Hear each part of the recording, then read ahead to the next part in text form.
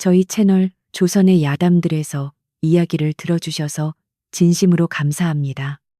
우리는 얼어붙은 강과 국경도시 강계의 복잡한 문화적 교차를 배경으로 한 신비로운 색채가 짙은 사건과 함께 변방 지역 추리 시리즈를 계속 이어가겠습니다. 압록강의 새벽은 죽음처럼 고요하고 깊었다. 밤새 내린 서리가 강물을 덮어버린 얼음 위로 하얗게 내려앉아 있었고, 짙은 물안개는 세상의 경계를 지워버리려는 듯 강과 하늘을 잿빛으로 물들이고 있었다. 그 희미한 안개 속에서 거대한 그림자 하나가 유령처럼 모습을 드러냈다. 돛대가 부러지고 뱃머리가 깨진 낡은 상선 한 척이 얼음장 깨지는 소리를 내며 강변의 얼음턱에 처박혔다. 끼기스. 나무가 비명을 지르는 듯한 소름 끼치는 굉음이 새벽의 정막을 찢어발겼다. 강가에 나와 그물을 손질하던 늙은 어부는 눈을 비비며 그 기괴한 배를 쳐다보았다. 저게 뭐단가, 배가 올 때가 아닌디. 그는 호기심에 이끌려 조심스럽게 얼음 위를 걸어 배 쪽으로 다가갔다. 배는 인기척 없이 조용했다. 갑판 위에는 아무도 보이지 않았고 찢어진 깃발만이 바람에 펄럭이고 있었다. 어부가 배전으로 기어 올라가 갑판을 들여다보는 순간 그의 입에서 사람의 것이라고는 믿기 힘든 찢어지는 비명이 터져나왔다. 으악, 귀신이다. 목 없는 귀신들이 술을 마신다. 강계관아의 아침은 그 비명소리와 함께 시작되었다. 사또 날이 큰일 났습니다. 강가에 귀신배가 떠내려왔답니다. 이방이 사색이 되어 뛰어들어왔다. 나는 천천히 붓을 내려놓고 그를 바라보았다. 지난 1년 동안 수많은 귀신 소동을 겪었지만 이방의 표정은 평소와 달랐다. 진짜 공포를 목격한 자의 얼굴이었다. 나는 관복을 갖춰 입고 자리에서 일어났다. 가보자. 그놈의 귀신이 이번에는 또 무슨 장난을 치는지. 현장에 도착했을 때는 이미 굿판이 벌어지고 있었다. 마을 무당이 작두를 타며 방울을 흔들고 있었고 겁에 질린 백성들은 강가에 엎드려 절을 하고 있었다. 물러가라, 물러가라. 원기들이 몰려온다. 무당이 소리치며 배를 향해 쌀을 뿌렸다. 그 배는 안개 속에 반쯤 가려진 채 마치 저승에서 온 사자처럼 음산한 기운을 뿜어내고 있었다. 나는 군중을 헤치고 앞으로 나아갔다. 길을 비켜라. 관아에서 나왔다. 사또날이 저 배에 올라가시면 안 됩니다. 저건 수살귀 물귀신가 타고 온 배입니다. 올라가는 순간 혼이 빨려나갈 것입니다. 무당이 내 앞을 가로막으며 경고했다. 그녀의 눈은 뒤집혀 있었고 입가에는 거품이 묻어 있었다. 나는 차갑게 웃으며 그녀를 밀쳐냈다. 내 혼은 이미 오래전에 다 빨려나갔다. 귀신 따위가 가져갈 것도 없지. 나는 망설임 없이 얼음 위로 발을 내디뎠다. 배에 가까워질수록 비릿한 냄새가 코를 찔렀다. 그것은 생선 비린내가 아니었다. 얼어붙은 피 냄새. 그리고 오래된 술 냄새였다. 나는 밧줄을 잡고 배전으로 기어 올라갔다. 발밑에서 낡은 나무가 삐걱거리는 소리가 났다. 갑판 위에 올라선 순간 나는 내 눈을 의심했다. 어부의 말은 헛소리가 아니었다. 그곳에는 정말로 기괴한 연회장이 차려져 있었다. 갑판 한가운데 놓인 긴 탁자 주변으로 12명의 사내들이 둘러앉아 있었다. 그들은 최고급 비단옷을 입고 있었고 손에는 술잔을 쥐고 있었다. 마치 즐거운 연회를 즐기다 잠시 멈춘 듯한 모습이었다. 하지만 그들의 목 위에는 아무것도 없었다. 12명 전원. 머리가 깨끗하게 잘려나가 있었다. 잘린 목 단면은 붉게 얼어붙어 있었고 그 위로 하얀 서리가 내려앉아 기괴한 붉은 꽃이 핀 것처럼 보였다. 나는 숨을 멈추고 그 끔찍한 광경을 응시했다. 공포보다는 경이로움이 먼저 느껴졌다. 어떻게 목이 잘린 채로 술잔을 들고 있을 수 있단 말인가? 나는 조심스럽게 가장 가까운 시신에게 다가갔다. 사내의 손은 술잔을 꽉 쥐고 경직되어 있었다. 사후경직 시신이 굳는 현상이 오기 전에. 아니, 술을 마시는 바로 그 순간에 목이 날아갔다는 뜻이다.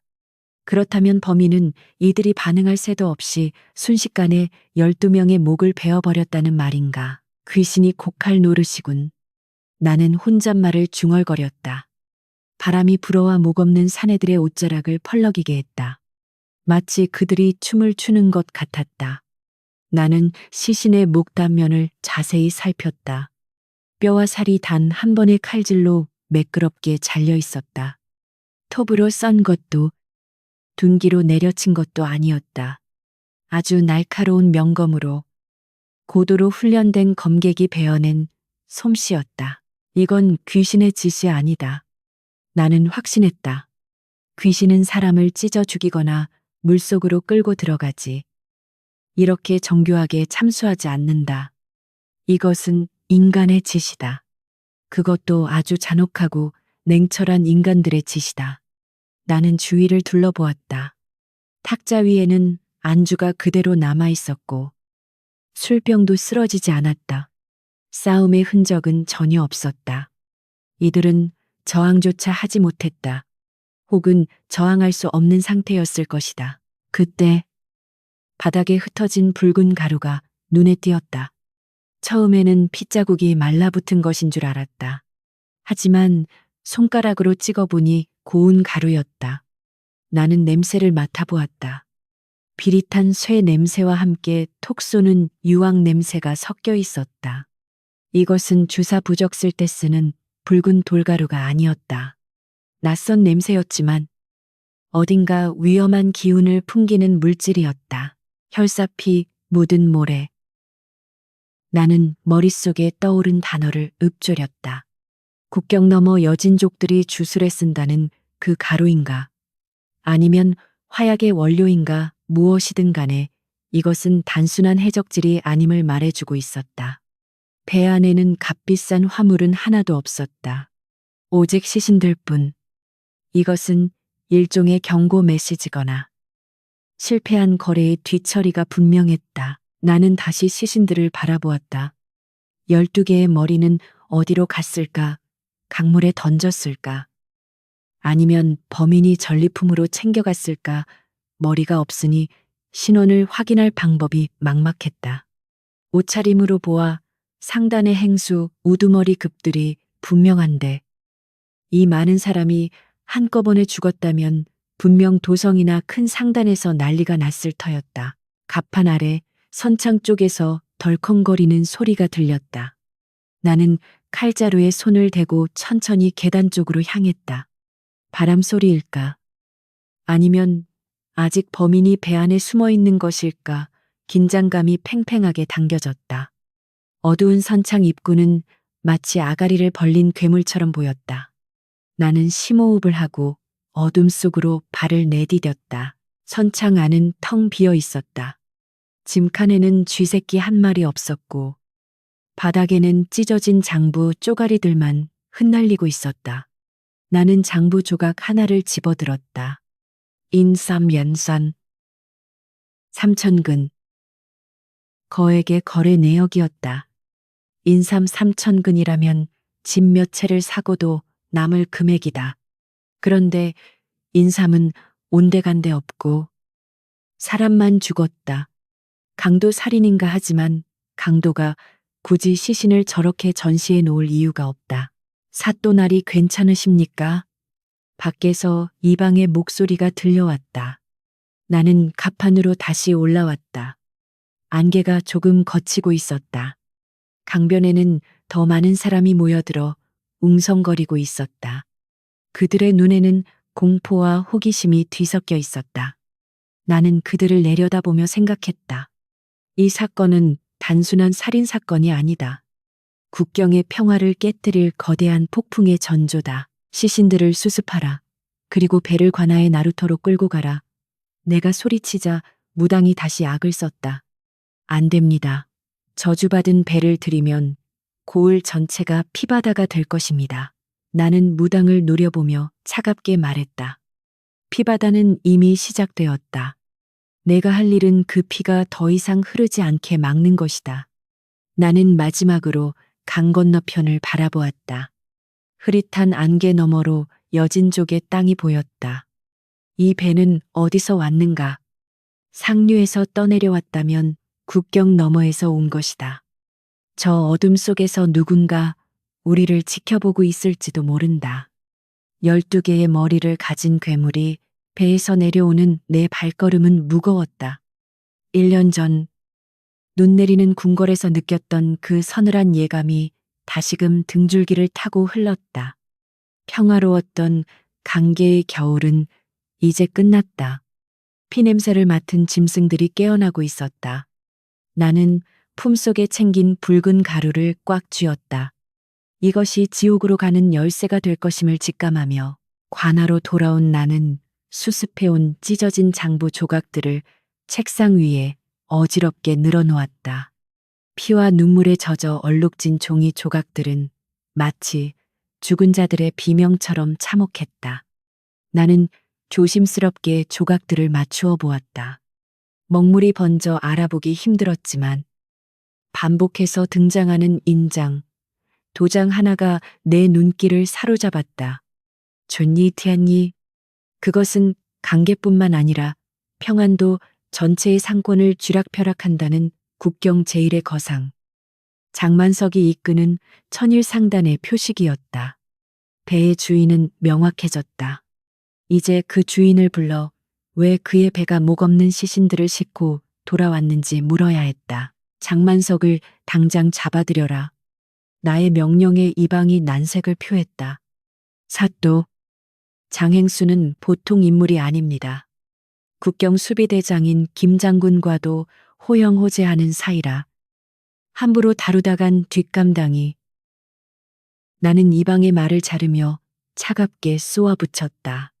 사람이 12이나 죽었다. 그 배의 주인이 왕이라 해도 불러다 물어야 할 판국에 일개 장사치 눈치를 보란 말이냐. 당장 끌고 오지 않으면 내 놈부터 옥에 가두겠다. 서슬퍼런 내 기세에 눌린 이방은 황급히 포졸들을 이끌고 나갔다. 1시진 2시간쯤 지났을까. 관아마당이 시끌벅적해졌다. 장만석이 끌려오는 것이 아니라 마치 가마를 타고 행차하듯 거만하게 들어서고 있었다. 비단옷을 휘감고 기름진 얼굴에 거만한 미소를 띤 그는 죄인이 아니라 귀빈처럼 행동했다. 아이고, 새로 부임하신 사또나리께서 이 누추한 늙은이를 다 부르시고. 영광입니다. 그는 내 앞에 서서 고개만 까딱거렸다. 굽신거리는 신호조차 하지 않는 그 오만함이 그가 이 지역에서 얼마나 무소불위의 권력을 휘둘러 왔는지를 방증하고 있었다. 나는 턱으로 의자를 가리켰다. 앉아라. 내 놈 대접해 주려고 부른 게 아니다. 장만석은 콧방귀를 뀌며 의자에 앉았다. 말씀이 거치시군요. 뭐, 젊은 혈기라 생각하겠습니다. 그래. 무슨 일로 바쁜 사람을 오라 가라 하시는 겁니까? 나는 찢어진 장부 조각과 붉은 가루가 든 주머니를 그의 눈앞에 던졌다. 오늘 아침 강가에 떠내려온 배. 내 놈의 것이지 그 안에 목없는 시신 12구가 타고 있었다. 설명해봐라. 장만석의 눈동자가 순간적으로 흔들렸지만 그는 곧바로 표정을 관리하며 한숨을 내쉬었다. 아, 그 배 말입니까? 불쌍한 내 식구들이지요. 사실 그 배는 지난달에 실종된 것입니다. 인삼을 싣고 압록강 하류로 가다가 여진족 비정놈들에게 약탈당했습죠. 그는 거짓 눈물을 훔치며 말을 이었다. 오랑캐 놈들이 물건만 뺏어가면 될 것을 사람까지 저리 끔찍하게 죽이다니. 내 가슴이 찢어집니다. 그의 연기는 훌륭했지만 내 눈을 속이기엔 역부족이었다. 비정놈들이 약탈했다고 나는 그의 눈을 똑바로 응시하며 되물었다. 그렇다면 설명이 안 되는 게 있다. 보통 비적들은 물건을 뺏고 사람은 물에 던지거나 노예로 팔아버리지. 그런데 내 배에 타고 있던 사람들은 아주 잘 차려입은 채로 탁자에 둘러앉아 술을 마시고 있었다. 마치 귀한 손님이라도 대접받은 것처럼 말이다. 나의 지적에 장만석의 입꼬리가 살짝 떨렸다. 그게 무슨 말씀이십니까? 놈들이 조롱하려고 그랬겠지요. 조롱이라. 오랑캐 놈들이 언제부터 조선 사람에게 비싼 청주를 대접하며 조롱했나. 나는 탁자를 내리쳤다. 그리고 목이 잘린 단면이 너무나 깨끗했다. 저항 흔적도 없었지. 이것은 약탈 현장이 아니라 잘 짜여진 처형식이었다. 내 놈이 말하는 약탈이라는 게 혹시 거래가 틀어져서 벌어진 숙청은 아니냐. 나의 날카로운 추궁에 장만석의 얼굴이 불그락 푸르락해졌다. 그는 더 이상 여유로운 척을 할 수 없었다. 이보시오. 사또 말씀을 삼가시오. 내가 누군지 알고 이러는 거요. 나는 이 고을의 세금을 절반이나 내는 사람이요. 내 배가 털려서 억울해 죽겠는데. 나를 범인 취급하다니. 장만석이 고래고래 소리를 질렀다. 내 억울해서 김 장군님께 다 일러 바칠 거요. 국경 수비를 게을리해서 내 배가 털렸는데 관아에서는 나를 들볶는다고. 김 장군, 국경 수비대장. 이방이 말했던 그 뒷배가 드디어 튀어나왔다. 김 장군이 내 뒷배냐. 내가 비릿하게 웃자 장만석은 움찔했다. 뒷배라니요. 그분은 국방을 책임지는 분이고 나는 군량미를 지원하는 애국 상인일 뿐입니다. 그는 당황한 기색을 감추려 목소리를 높였다. 하지만 이미 뱉은 말은 주워 담을 수 없었다. 나는 직감했다. 이 사건은 단순한 상단의 비리가 아니다. 군부와 상단이 결탁한 거대한 카르텔이 얽혀 있는 문제다. 그 배에 실려 있던 것은 인삼 따위가 아니었을 것이다. 장만석. 네 입으로 지난달에 배를 잃어버렸다고 했다. 하지만 시신들은 꽁꽁 얼어 있었지만 부패하지 않았어. 죽은 지 며칠 안 됐다는 뜻이다. 지난달에 잃어버린 배가 왜 어제까지 사람들을 태우고 돌아다녔을까? 나의 논리적인 반박에 장만석은 말문이 막혔다.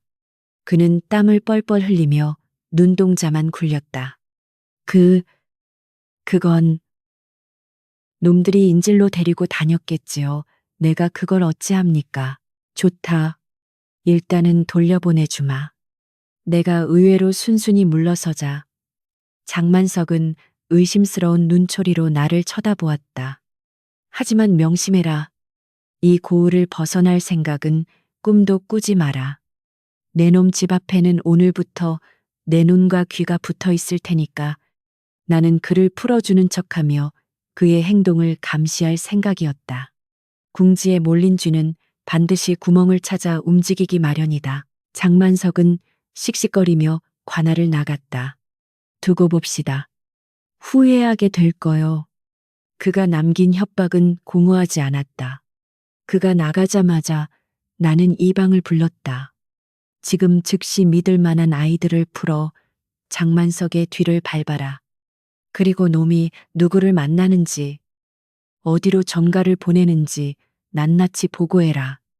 이방은 걱정스러운 표정이었지만 내 서슬에 눌려 고개를 끄덕였다. 장만석이 사라진 후 나는 다시 찢어진 장부와 붉은 가루를 살폈다. 휘싸쇠싸. 장만석은 이 가루에 대해서는 입도 뻥긋하지 않았다. 모르는 척한 것일까? 아니면 들킬까봐 겁을 먹은 것일까? 나는 붉은 가루를 불에 태워보았다. 치익 하는 소리와 함께 매캐한 연기가 피어오르며 작은 불꽃이 튀었다. 화약이다. 그것도 아주 순도가 높은. 이것은 인삼 무역선이 아니었다. 화약 혹은 화약의 원료를 운반하던 밀무역선이었다. 조선 조정은 화약 기술 유출을 엄격히 금지하고 있다. 만약 이것이 국경 너머 여진족에게 흘러 들어가는 것이라면 이는 명백한 영무 반역 행위다. 장만석, 그리고 그 뒤에 있는 김장군. 그들은 나라를 팔아먹는 거래를 하고 있었던 것이다. 목 없는 시신들은 거래의 증거였다. 거래가 성사되었음을 알리는, 혹은 거래가 끝났으니 입을 막겠다는 잔혹한 확인 도장. 그들의 머리는 어디에 있는가? 아마도 거래 상대방에게 배달되었을 것이다. 물건은 잘 받았다. 입막음도 확실히 했다. 라는 메시지와 함께, 그렇다면 거래 상대는 누구인가? 여진족의 추장, 아니면 또 다른 세력. 머릿속이 복잡해졌다. 강계의 겨울바람이 창문 틈으로 새어들어와 촛불을 흔들었다. 1년 전 나는 권력에 무릎 꿇고 도망쳤다. 하지만 이곳은 더 이상 물러설 곳 없는 막다른 국경이다. 여기서도 도망친다면 나는 영영 내 자신을 용서할 수 없을 것이다. 나는 책상을 꽉 쥐었다. 이번에는 끝까지 간다. 상대가 장군이건 오랑캐건 상관없다. 그때 밖에서 다급한 발소리가 들렸다. 사또 장만석이 관할을 나가자마자 말을 타고 북문 쪽으로 달렸습니다. 군영 쪽으로 가는 것 같습니다. 나의 예상이 맞았다. 놈은 제 발로 공범을 찾아가고 있었다. 나는 자리에서 벌떡 일어났다. 채비를 해라. 오늘 밤 놈들의 미뢰 장소를 덮친다. 나는 벽에 걸린 환도를 집어들었다. 묵직한 무게감이 손에 감겼다. 이번 사냥은 위험할 것이다. 상대는 사병을 거느린 거상과 병력을 쥔 장군이다. 하지만 두렵지 않았다. 억울하게 죽은 12명의 원혼이, 그리고 강계의 백성들이 나를 지켜보고 있었다. 나는 각근을 단단히 동여매고 어둠 속으로 발을 내디뎠다. 폭풍의 눈 속으로 들어가는 기분이었다. 이튿날 아침, 관아의 마당은 갑작스럽게 들이닥친 군사들의 군화 소리로 요란하게 울렸다. 북방의 국경을 수비하는 강계 진영의 깃발이 나부꼈고 서슬퍼런 창을 든 병사들이 관아의 포졸들을 밀어내고 앞마당을 점거했다. 그 위압적인 대열의 한가운데 호피를 두른 갑옷을 입고 거만한 표정으로 말을 탄 사내가 있었다. 바로 강계 부사 겸 병마 첨절제사 김윤식 장군이었다. 그는 말채찍으로 내 집무실 문을 가리키며 천둥 같은 목소리로 호령했다. 신임 현감은 당장 나와서 예를 갖추라. 나는 먹을 갈던 손을 멈추고 천천히 붓을 내려놓았다. 올 것이 왔다. 장만석이 제 발로 찾아가 살려달라고 빌었던 그 뒷배가 예상보다 훨씬 빠르고 거칠게 움직이기 시작한 것이다. 나는 관복에 매무새를 다듬고 갓을 고쳐 쓴 뒤 태연한 표정으로 마당으로 나갔다. 수십 명의 무장한 군사들이 나를 에워싸고 있었지만 나는 눈 하나 깜짝하지 않고 김장군을 올려다보았다. 관아의 허락도 없이 무장병력을 이끌고 난입하다니. 이것이 국경을 지키는 장수의 예법입니까? 김장군은 코웃음을 치며 말에서 내렸다. 육중한 갑옷이 철그럭거리는 소리를 내며 그가 다가왔다. 예법이라.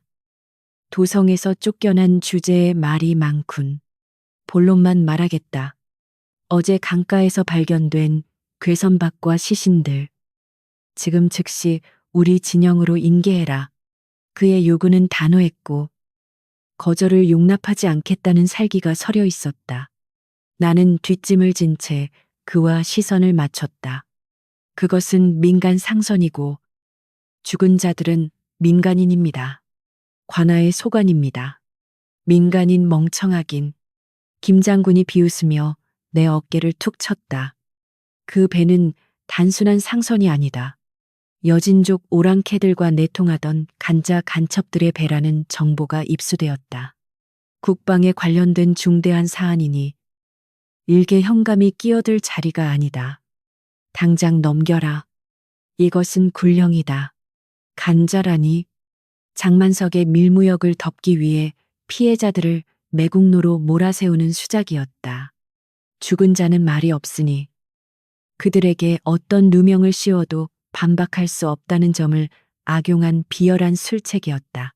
간자라는 증거가 있습니까?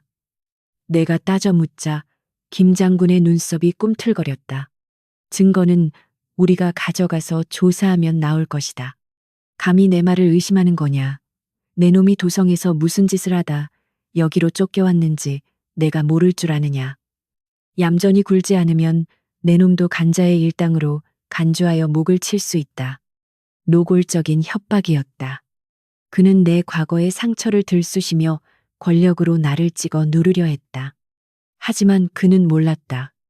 1년 전에 나는 잃을 것이 많아 두려워했지만 지금의 나는 잃을 것이 없어 두려울 것도 없다는 것을. 장군께서 굴령을 운운하시니 저도 국법으로 답하겠습니다. 나는 한치에 물러서지 않고 대꾸했다.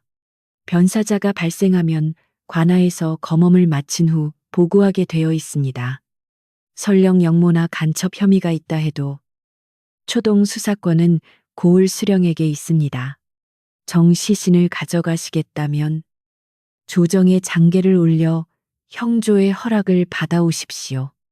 그때까지는 시신 한 구, 나무 조각 하나도 내어드릴 수 없습니다. 나의 완강한 태도에 김 장군의 얼굴이 불그락푸르락해졌다. 그는 허리춤에 칼자루를 만지작거리며 나를 노려보았다. 당장이라도 나를 베어버리고 싶은 살기가 느껴졌지만 보는 눈이 너무 많았다. 관아 밖에는 이미 소란을 듣고 몰려온 백성들이 웅성거리고 있었다. 아무리 무소불위의 장군이라도 명분 없이 현감을 참살할 수는 없는 노릇이었다. 그는 이를 갈며 뒤로 물러섰다. 좋다. 내일 아침까지 시간을 주지.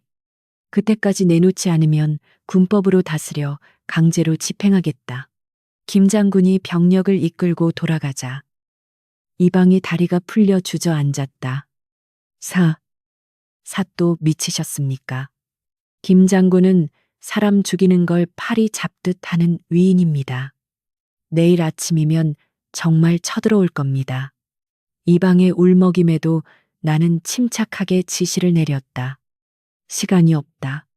놈들이 시신을 가져가려는 진짜 이유는 그 안에 숨겨진 비밀을 영원히 묻어버리기 위해서다. 오늘 밤 안에 검엄을 끝내야 한다. 나는 시신들이 안치된 관아 뒤편의 얼음 창고로 향했다.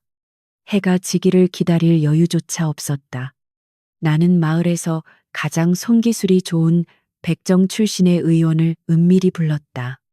그는 사람보다는 짐승의 배를 더 많이 갈라본 자였지만 지금 이 상황에서는 그 누구보다 믿을 수 있는 전문가였다. 사또, 정말 이목 없는 송장들의 배를 가르란 말입니까?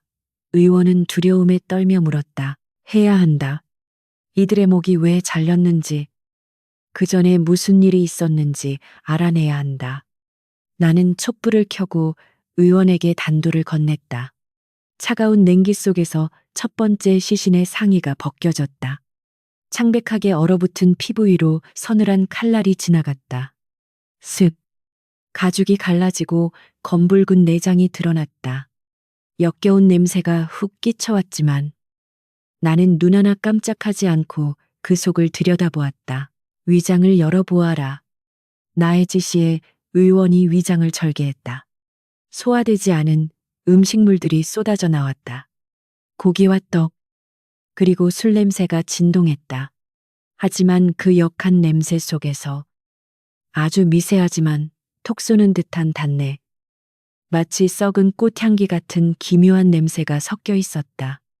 나는 손가락으로 위액을 찍어 코에 가져다 대었다. 이 냄새는... 의원이 냄새를 맡더니 고개를 끄덕였다. 몽환약 강력한 마취제입니다. 그것도 아주 독한 놈이군요. 만다라와와 초호를 섞어 만든 것으로 보입니다. 이 정도 양이면 소도 한 방에 쓰러집니다. 나의 추리가 맞았다. 그들은 저항하지 않은 것이 아니었다. 저항할 수 없었던 것이다. 누군가 술에 강력한 마취제를 타서 그들을 인사불성으로 만든 뒤 마치 짐승을 도축하듯 편안하게 목을 베어버린 것이다. 나머지 시신들도 확인해라. 우리는 밤을 새워 12구의 시신을 모두 부검했다. 결과는 동일했다. 전원 위장에서 치사량에 가까운 몽환약 성분이 검출되었다. 이것은 우발적인 충돌이나 전투가 아니었다. 처음부터 계획된 사륙이었다. 장만석과 김장군. 그들은 거래를 마친 후 뒤탈을 없애기 위해 축하주를 가장한 독주를 먹이고 파트너들을 몰살시킨 것이다. 비겁한 놈들. 나는 주먹을 꽉 쥐었다. 그들은 동업자들을 안심시키고 등 뒤에서 칼을 꽂았다. 그리고 이제는 그들을 간첩으로 몰아 명예까지 짓밟으려 하고 있다. 시신의 목이 없는 이유도 명확해졌다. 약에 취해 축 늘어진 상태에서 목을 베는 것은 깨어있는 사람을 참수하는 것보다 훨씬 쉽고 깔끔했을 것이다. 그리고 그 머리들은 거래의 증거품으로 어딘가에 보관되어 있을 것이다. 사또. 밖이 이상합니다. 부검을 돕던 이방이 속삭였다. 창고 밖에서 바스락거리는 소리가 들렸다. 눈을 밟는 소리. 김 장군이 내일 아침까지 기다리겠다고 한 것은 거짓말이었다. 그는 우리가 시신을 조사할 것을 예상하고 미리 자객을 보낸 것이다. 나는 의원에게 눈짓을 보내 촛불을 끄게 했다. 어둠 속에서 나는 벽에 걸린 쇠꼬챙이를 집어들었다. 이방, 시신들을 덮어라. 그리고 뒷문으로 나갈 준비를 해라. 나는 낮은 목소리로 지시했다. 문틈으로 서늘한 달빛이 새어 들어왔다. 그 달빛을 가로지르는 검은 그림자 하나가 문고리에 손을 대고 있었다. 놈들은 시신을 뺏어가려는 게 아니다. 시신을 조사한 우리를 죽이고 증거를 인멸하러 온 것이다. 나는 호흡을 멈추고 문이 열리기만을 기다렸다. 문이 삐걱거리며 열리고 복면을 쓴 자객이 안으로 발을 들여놓았다. 그의 손에는 시퍼런 단검이 들려 있었다. 나는 어둠을 틈타 놈의 사각지대에서 튀어나갔다. 쇠꼬챙이가 놈의 손목을 강타했다. 억놈이 단검을 떨어뜨리며 비명을 질렀다. 하지만 놈은 하나가 아니었다. 뒤이어 두세 명의 자객들이 더 들이닥쳤다. 죽여라. 목격자는 필요 없다. 자객들의 눈빛은 살기로 번들거렸다. 좁은 얼음 창고 안에서 난투극이 벌어졌다. 나는 지형지물을 이용해 놈들을 막아냈지만 역부족이었다. 의원은 구석에서 벌벌 떨고 있었고 이방은 이미 다리에 힘이 풀려 주저앉아 있었다. 그때 밖에서 화염이 치솟는 소리가 들렸다. 불이야 관아에 불이 났다. 놈들은 우리의 시선을 돌리기 위해 혹은 증거를 태워버리기 위해 관아의 화약고에 불을 지른 것이다. 매캐한 연기가 창고 안으로 스며들기 시작했다. 상황은 최악으로 치닫고 있었다. 김 장군. 그는 자신의 목적을 위해서라면 관아를 통째로 태워버리는 짓도 서슴지 않는 인간이었다. 나는 이를 악물었다. 여기서 죽을 수는 없다. 밝혀낸 진실을 가지고 살아서 나가야 한다. 이방 의원을 데리고 개구멍으로 나가라. 내가 막겠다. 나는 쇠꼬챙이를 휘두르며 자객들의 앞을 가로막았다. 내 등 뒤에는 진실이 담긴 시신들이, 내 앞에는 권력의 개들이 있었다. 불길은 점점 거세지고 놈들의 칼날은 내 목을 노리고 들어왔다. 강계의 밤은 다시금 피와 불길로 물들어가고 있었다. 하지만 이번에는 도망치지 않을 것이다. 나는 놈들을 노려보며 사냥개의 이빨을 드러냈다. 치솟는 불길이 관아의 밤하늘을 붉게 물들이고 있었다. 매캐한 연기가 얼음 창고 안을 가득 메웠고 자객들은 혼란을 틈타 어둠 속으로 스며들듯 사라졌다. 놈들의 목적은 나를 죽이는 것이 아니라 화약고를 태워 증거를 인멸하고 관아를 마비시키는 것이었다. 사또 어서 피하셔야 합니다. 지붕이 무너집니다. 이방이 내 소매자락을 잡아 끌었다. 나는 입술을 깨물며 시신들이 놓인 평상을 바라보았다. 진실을 밝혀줄 유일한 증거들이 불길에 휩싸이기 직전이었다. 하지만 지금은 산 사람의 목숨이 먼저였다. 나는 의원과 이방을 데리고 창고 뒷문으로 몸을 던졌다. 황등 뒤에서 거대한 굉음과 함께 창고 지붕이 내려앉았다. 가까스로 불길을 피한 우리는 관아 뒷산의 덤불 속에 몸을 숨겼다. 관아는 아수라장이었다. 포졸들이 물을 길어 나르고 백성들이 발을 동동 구르며 불을 끄려 애썼지만 화약고에서 시작된 불은 맹렬한 기세로 모든 것을 집어삼키고 있었다. 놈들은 철저했다. 붉은 가루의 정체가 밝혀질까 두려워 아예 화약고를 통째로 날려버린 것이다. 내 품속에 있는 한 줌의 가루만이 유일하게 남은 증거였다. 나는 주먹으로 땅을 쳤다. 비겁한 놈들. 감히 관아에 불을 지르다니. 새벽이 되어서야 불길이 잡혔다. 하지만 비극은 거기서 끝나지 않았다. 불을 끄고 자네를 수습하던 중 이방이 사색이 되어 나에게 달려왔다. 사또. 큰일 났습니다. 박 의원이. 그의 떨리는 손끝이 가리키는 곳에는 간밤에 나와 함께 시신을 검험했던 그 백정 의원이 싸늘한 주검이 되어 쓰러져 있었다. 그의 목에는 자객의 칼자국이 선명했다. 혼란 속에 흩어졌던 그 짧은 틈을 타 놈들이 입막음을 위해 그를 제거한 것이다. 나는 의원의 뜬 눈을 감겨주며 치밀어 오르는 분노를 억누르려 애썼다. 그는 단지 내 명을 따랐을 뿐인데 억울한 죽음을 맞이했다. 이것은 나에 대한 경고였다. 더 이상 파고들면 내 주변의 모든 일을 죽이겠다는 김 장군의 피냄새 나는 협박이었다. 이방은 공포에 질려 나를 쳐다보았다. 사또, 이제 어쩝니까? 증거도 다 탔고 증인도 죽었습니다. 김 장군을 이길 수는 없습니다. 아니, 끝나지 않았다. 나는 의원의 옷자락에 묻은 흙을 털어내며 차갑게 말했다. 놈들이 이렇게까지 나오는 건 그만큼 두렵기 때문이다. 자신들의 치부가 드러날까봐 전전긍긍하고 있다는 증거다. 나는 불타버린 시체 안치소를 바라보았다. 시신들은 훼손되었지만 완전히 사라지지는 않았다. 하지만 이제 물리적인 증거만으로는 놈들을 잡을 수 없었다. 놈들은 힘이 있고 병력이 있다. 내가 가진 것은 오직 하나. 놈들의 공포심뿐이었다. 나는 이방을 가까이 불렀다. 지금부터 내 말을 잘 듣거라. 아주 은밀하게. 하지만 빠르게 소문을 퍼뜨려야 한다. 이방이 귀를 기울였다. 어젯밤 화재 속에서 시신들을 옮기던 중 배 밑바닥 구석진 곳에서 머리 하나를 발견했다고 해라. 얼음 속에 보존되어 있어서 아주 생생하다고. 그리고 그 머리의 주인이 누군지 알아냈다고 말이다. 이방의 눈이 휘둥그레졌다. 예, 하지만 머리는 없지 않습니까? 그래, 없다. 하지만 놈들은 모른다. 나는 비릿하게 웃었다. 놈들은 자신들이 12명의 목을 다 가져갔다고 믿겠지만 혹시라도 실수로 하나를 빠뜨렸을지도 모른다는 의심을 심어주는 것이다. 완벽을 추구하는 놈들일수록 작은 틈새에 예민한 법이다.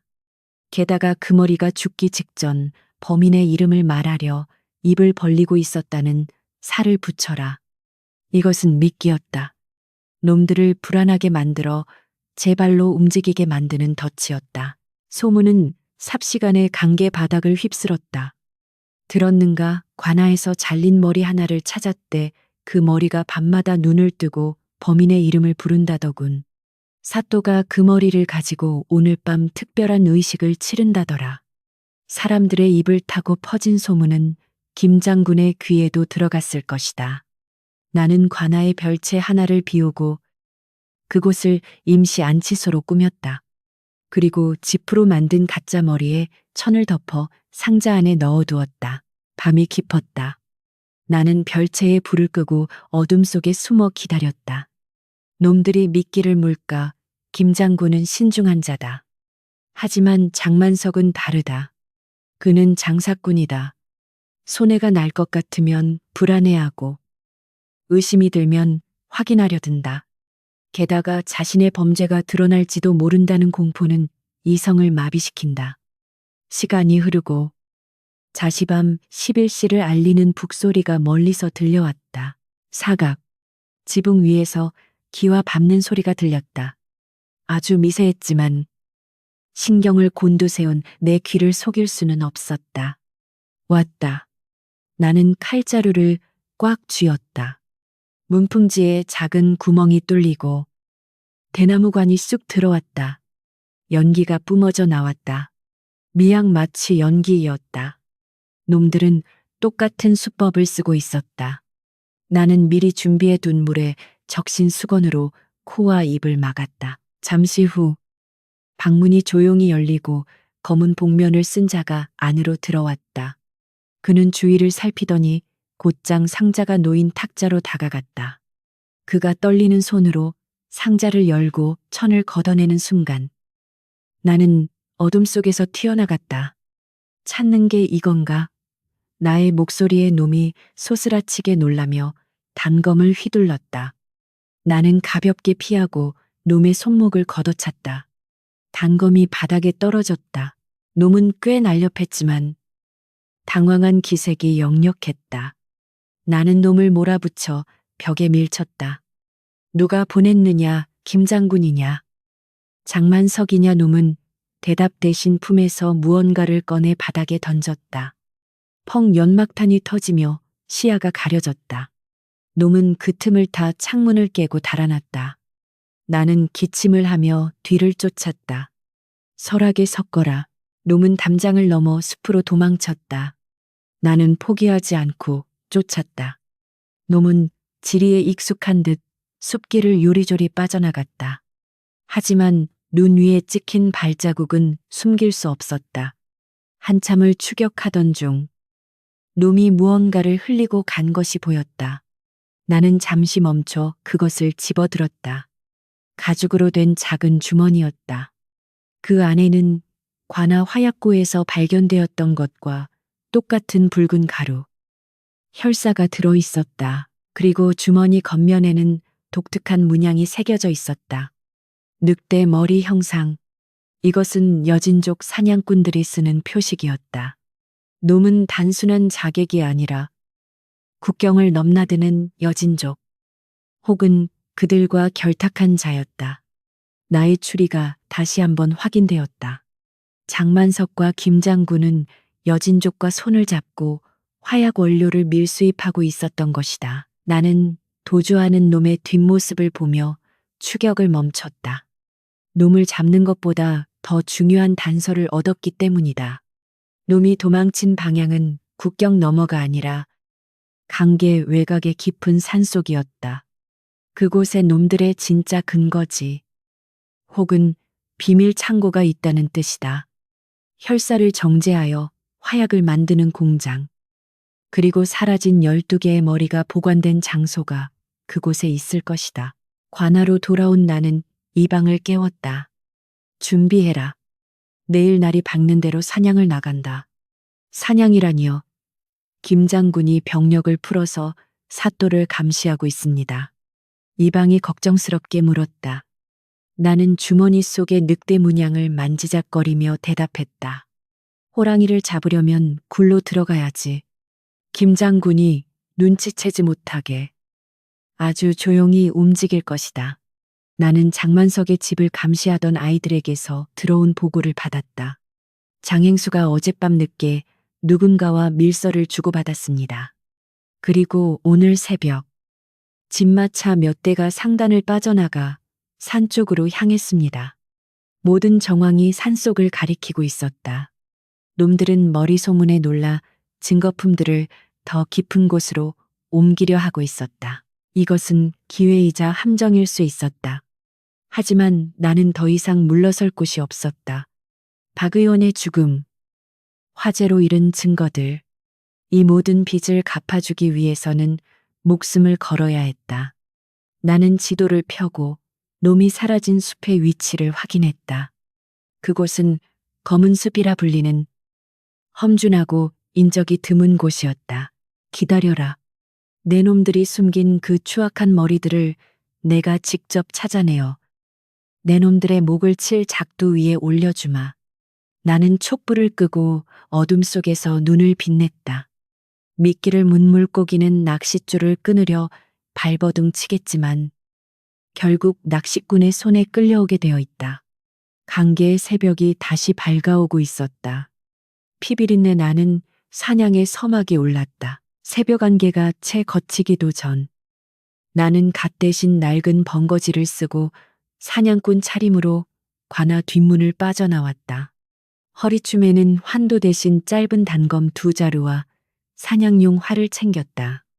나의 목적지는 강계 북쪽, 국경 너머 여진족의 땅과 맞닿아 있는 검은 숲이었다. 장만석의 수레바퀴 자국과 자객이 흘린 붉은 가루가 가리키는 곳. 그곳은 호랑이와 비적들이 들끓어 현지 사냥꾼들도 들어가기를 꺼리는 금지된 땅이었다. 이방이 바짓가랑이를 잡고 말렸지만 나는 뿌리쳤다. 병력을 이끌고 가면 놈들이 먼저 눈치채고 숨어버릴 것이다. 나 홀로 가는 것이 가장 빠르고 은밀하다. 숲의 입구에 들어서자마자 공기의 밀도가 달라졌다. 수백 년 묵은 침엽수들이 하늘을 가려 대낮에도 어둑어둑했고 썩은 낙엽 냄새와 차가운 습기가 폐부 깊숙이 스며들었다. 나는 눈 위에 남겨진 희미한 수레바퀴 자국을 쫓았다. 놈들은 흔적을 지우려 나뭇가지로 눈을 쓸어내린 듯 했지만 무거운 짐을 실은 수레가 남긴 깊은 골까지는 감추지 못했다. 게다가 드문드문 떨어져 있는 붉은 가루. 혈사는 마치 핏방울처럼 하얀 눈 위에서 선명하게 빛나며 나를 이끌고 있었다. 한참을 걷다 보니 숲이 더욱 깊어지며 길은 끊어지고 험한 바위지대가 나타났다. 이곳부터는 수레가 들어갈 수 없는 곳이다. 놈들은 여기서 짐을 등짐으로 옮겼거나 다른 은밀한 운송 수단을 이용했을 것이다. 나는 바위 뒤에 몸을 숨기고 주위를 살폈다. 적막감이 감돌았지만 본능적으로 누군가의 시선이 느껴졌다. 등 뒤에 털이 곤두서는 듯한 서늘한 감각. 나는 활을 잡은 손에 힘을 주었다. 바람 소리인지 짐승의 발소리인지 모를 미세한 소음이 사방에서 들려왔다. 누구냐? 내가 소리치며 몸을 돌리는 순간 쟤라는 소리와 함께 화살 하나가 내 발치에 꽂혔다. 깃털 장식이 달린 투박한 화살. 조선의 것이 아니었다. 곧이어 숲의 그림자 속에서 짐승 가죽을 두른 사내들이 하나둘 모습을 드러냈다.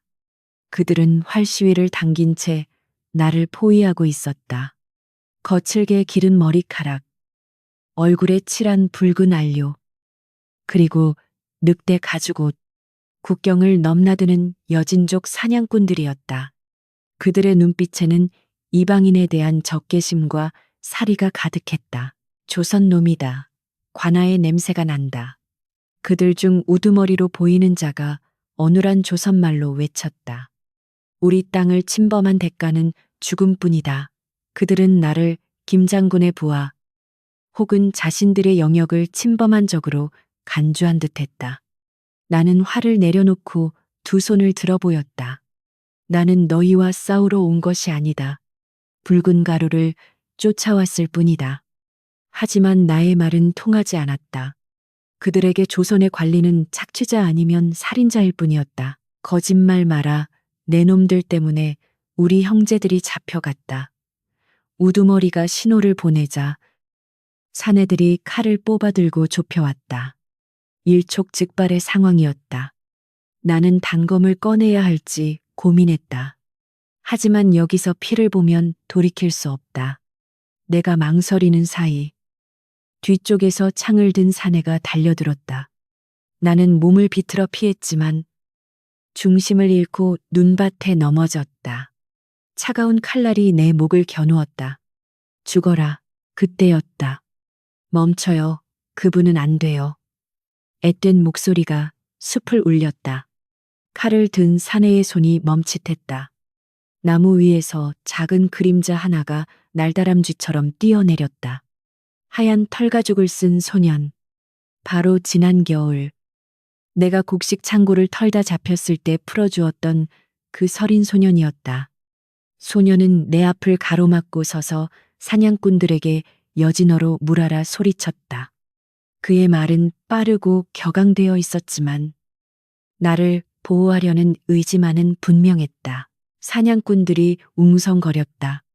우두머리가 소년에게 몰아묻자 소년은 품에서 내가 주었던 육포 주머니, 지금은 낡아빠진 늘 꺼내 보이며 열변을 토했다. 이분이 우리에게 밥을 주신 그 사또입니다. 우리를 살려주신 은인입니다. 소년의 말에 우두머리의 눈빛이 흔들렸다. 그는 나를 다시 한번 훑어보더니 천천히 칼을 거두었다. 네가 굶주린 우리 아이들을 먹여 살린 그 조선 관리란 말이냐. 나는 자리에서 일어나 눈을 털어내며 고개를 끄덕였다. 그렇다. 나는 강계 현감 한서윤이다. 너희를 해치러 온 게 아니다. 우두머리는 잠시 침묵하더니 부하들에게 무기를 거두라는 손짓을 했다. 그는 내게 다가와 투박한 손을 내밀었다. 오해해서 미안하다. 요즘 김장군 놈들이 우리 부족을 잡아다가 노예로 팔아먹고 있어서 예민했다. 은인을 해칠 뻔했군. 김장군. 그 이름이 여기서도 악명을 떨치고 있었다. 괜찮다. 그보다 묻고 싶은 게 있다. 나는 바닥에 떨어진 붉은 가루를 가리켰다. 이 가루, 너희 부족의 표식이 찍힌 주머니에서 나왔다. 이것을 어디서 구했느냐? 우두머리의 표정이 어두워졌다. 이것은 불의 흙이다. 우리 땅 깊은 동굴에서 나오는 것이다. 우리는 이것으로 불을 피우거나 약으로 쓰지만 조선 상인들이 와서 비싼 값에 사가기 시작했다. 무기를 만든다며 소년이 내 소매를 잡아 끌었다. 사또, 제가 알아요. 그 사람들이 이걸 어디로 가져가는지. 소년의 눈망울은 초롱초롱했다. 저를 따라오세요. 그들이 숨겨둔 비밀 장소가 있어요. 상황이 반전되었다. 나를 죽이려던 자들이 이제는 나의 안내자가 되었다. 나는 우두머리에게 감사의 인사를 하고 소년을 따라 숲 더 깊은 곳으로 들어갔다. 길은 험했다. 덩굴이 우거지고 바위가 길을 막았지만 소년은 제 집 앞마당처럼 능숙하게 길을 찾았다. 한참을 가다 보니 거대한 절벽 아래 덩굴로 교묘하게 가려진 동굴 입구가 나타났다. 입구 주변에는 수레바퀴 자국과 사람들의 발자국이 어지럽게 찍혀 있었다. 그리고 코를 찌르는 유황 냄새. 이곳이 틀림없었다. 저기에요. 저 안에 나쁜 아저씨들이 많아요. 소년이 속삭였다. 나는 소년에게 숲에 숨어 있으라 하고 조심스럽게 동굴 입구로 다가갔다. 동굴 안에서는 희미한 불빛과 함께 쇠를 두드리는 소리, 사람들의 말소리가 들려왔다. 나는 덩굴 틈으로 안을 엿보았다. 그곳에 펼쳐진 광경은 나의 상상을 초월하는 것이었다. 동굴은 거대했다. 자연 동굴을 개조하여 만든 비밀 공장이었다. 수십 명의 인부들이 붉은 가루를 정제하고 있었고 한쪽에서는 대장장이들이 쇠를 녹여 기이한 모양의 통을 만들고 있었다. 화포 호봉이었다. 그것도 조선군이 쓰는 것보다 훨씬 작고 개량된 이동이 간편한 신형 화포. 그리고 벽면에는 나무 상자들이 산더미처럼 쌓여 있었다. 상자마다 천일태이라는 장만석 상단의 도장이 찍혀 있었다. 이 미친놈들. 나는 경악했다. 이것은 단순한 원료 밀수가 아니었다. 그들은 여기서 직접 무기를 제조하고 있었다. 조선의 기술과 여진의 자원, 그리고 장만석의 자금이 결합된 불법 병기창 삥치청이었다. 이 무기들이 어디로 향하는지는 뻔했다. 반란군, 혹은 국경을 어지럽히는 비적대. 그들은 돈을 위해서라면 조국의 안위 따위는 안중에도 없는 매국노들이었다. 더욱 충격적인 것은 동굴 한 구석에 놓인 수랑아리들이었다. 10여 개의 항아리가 줄지어 있었는데 그 중 하나가 열려 있었다. 나는 숨을 죽이고 그쪽을 주시했다. 한 인부가 국자로 항아리 속을 휘젓더니 무언가를 들어 올렸다. 촛불 빛을 받아 드러난 그것은 사람의 머리였다. 퉁퉁 불어버린 얼굴. 하지만 고통에 일그러진 표정은 선명했다. 실종된 12개의 머리. 놈들은 그것을 술에 담가 보존하고 있었다. 일종의 전리품이거나 거래를 보증하는 끔찍한 담보물일 것이다. 내 추리가 맞았다. 놈들은 이곳에서 모든 증거를 숨기고 새로운 악을 잉태하고 있었다. 분노가 치밀어 올랐지만 지금은 나설 때가 아니었다. 이 거대한 공장을 나 혼자 힘으로 제압할 수는 없었다. 증거를 확보하고 돌아가 지원군을 요청해야 했다. 그때 동굴 안쪽에서 익숙한 목소리가 들렸다. 작업을 서둘러라. 김 장군께서 내일 밤까지 물건을 빼라고 하셨다. 장만석이었다. 그가 뒷짐을 지고 인부들을 독려하고 있었다. 관아놈들이 냄새를 맡았다. 여기도 안전하지 않아. 국경 너머로 싹 다 옮겨야 한다. 놈은 도망칠 준비를 하고 있었다. 내일 밤이면 이 모든 증거가 사라질 것이다. 시간이 없었다. 나는 증거가 될 만한 작은 화약통 하나를 몰래 챙겨 나오려 했다. 하지만 발밑에 돌멩이가 구르며 소리를 냈다. 누구냐? 경비병들이 일제히 입구 쪽을 바라보았다. 들켰다. 나는 즉시 몸을 돌려 달렸다. 잡아라, 쥐새끼가 들어왔다. 놈들이 고함을 지르며 쫓아왔다. 숲속에서의 추격전이 시작되었다. 나는 숨이 터질 듯 달렸다. 하지만 놈들은 지리에 익숙했고 숫자가 너무 많았다. 화살이 내 귀를 스치고 지나갔다. 이쪽이에요. 소년이 덤불 속에서 튀어나와 나를 잡아 끌었다. 우리는 가시덤불을 헤치고 좁은 바위 틈으로 미끄러져 내려갔다. 절벽 아래로 굴러떨어진 우리는 계곡물에 몸을 숨겼다.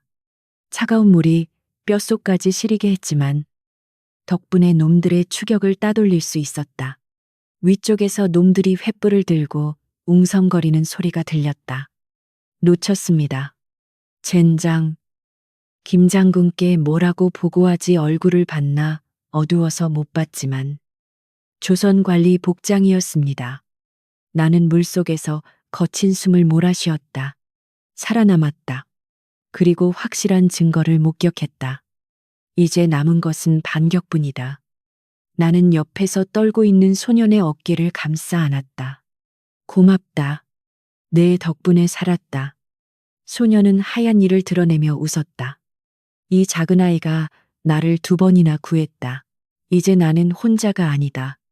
여진족 사냥꾼들의 분노, 소년의 용기, 그리고 나의 정의감. 이 모든 것을 하나로 모아 놈들의 요새를 무너뜨려야 한다. 나는 젖은 옷을 쥐어짜며 결의를 다졌다.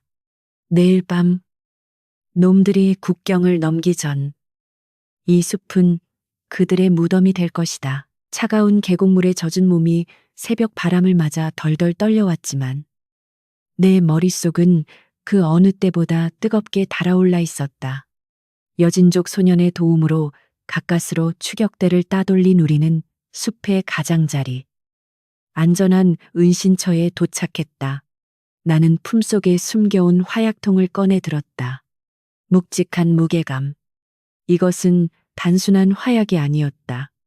장만석의 탐욕과 김 장군의 야심, 그리고 국경의 평화를 위협하는 거대한 음모가 응축된 결정체였다. 소녀는 걱정스러운 눈빛으로 나를 바라보았다. 사또, 이제 어떡해요? 그 사람들이 마을로 내려오면. 걱정 마라. 놈들은 오늘 밤 물건을 빼돌리느라 정신이 없을 것이다. 나는 젖은 옷을 짜내며 소년에게 다짐하듯 말했다. 동굴 안에서 목격한 광경이 뇌리에서 떠나지 않았다.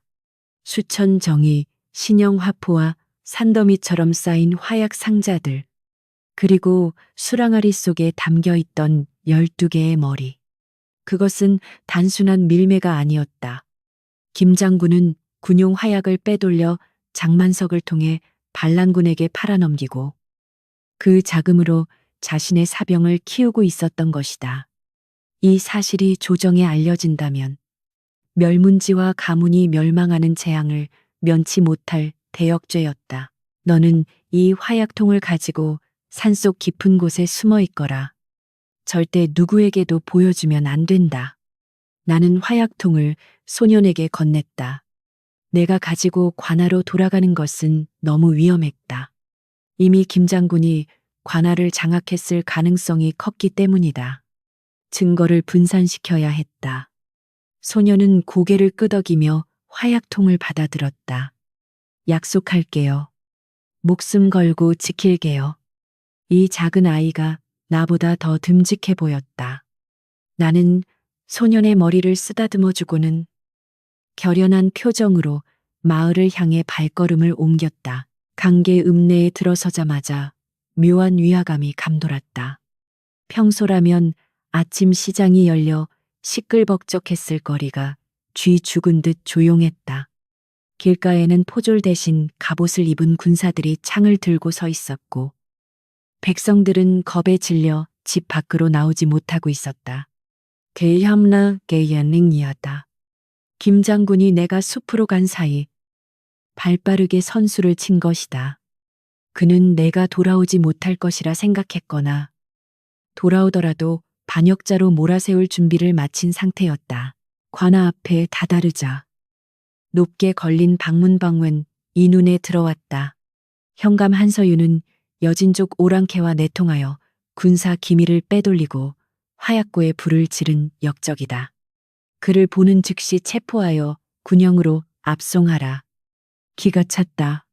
놈들은 자신들의 죄를 나에게 완벽하게 뒤집어 씌워 놓았다. 내가 숲으로 들어간 것을 오랑캐와의 접선으로 조작한 것이다.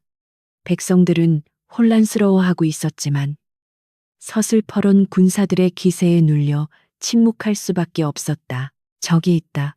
역적 한서윤이다. 성로 위에서 보초가 나를 발견하고 소리쳤다. 순식간에 수십 명의 군사들이 나를 에워쌌다. 창끝이 내 목을 겨누었다. 나는 도망치지 않았다. 지금 도망치면 영영 누명을 벗을 수 없다. 그리고 놈들의 본거지를 확인한 이상 이제는 정면 승부를 벌여야 할 때였다. 나는 두 손을 들어 보이며 태연하게 외쳤다. 김 장군을 불러라. 할 말이 있다. 관아의 대문이 열리고 김윤식 장군이 걸어 나왔다. 그의 옆에는 장만석이 비열한 웃음을 흘리며 서 있었다. 제 발로 기어 들어오다니. 목숨이 아깝지 않은 모양이군. 김 장군이 비웃었다. 내 놈이 오랑캐 소굴에서 무슨 짓을 꾸미고 왔는지 뻔하다. 국경 수비대를 무력화시키고 놈들을 끌어들이려 했겠지. 그는 백성들이 듣도록 큰 소리로 나의 죄목을 열거했다. 아주 그럴싸한 소설이었다. 소설을 쓰시려면 좀 더 치밀하게 쓰시지 그랬습니까? 나는 주눅들지 않고 받아쳤다. 오랑캐와 내통한 것은 내가 아니라 당신들 아닙니까? 검은숲 동굴 속의 비밀 공장. 그리고 그곳에 쌓인 천일상단의 화약 상자들. 내 눈으로 똑똑히 보고 왔습니다. 나의 말에 장만석의 얼굴이 사색이 되었다. 김 장군의 눈썹이 꿈틀거렸다. 그들은 내가 그곳까지 들어갔다 나왔을 줄은 꿈에도 몰랐던 것이다. 닥쳐라. 이놈이 살기 위해 헛소리를 짓거리는구나. 김 장군이 칼을 뽑아 내 목에 들이대었다. 증거가 있느냐? 내 놈의 그 더러운 혓바닥 말고 증거를 내놓아라. 그는 내가 빈손으로 돌아온 것을 확인하고 다시 기세등등해졌다. 증거가 없다면 내 말은 그저 역적의 변명일 뿐이다.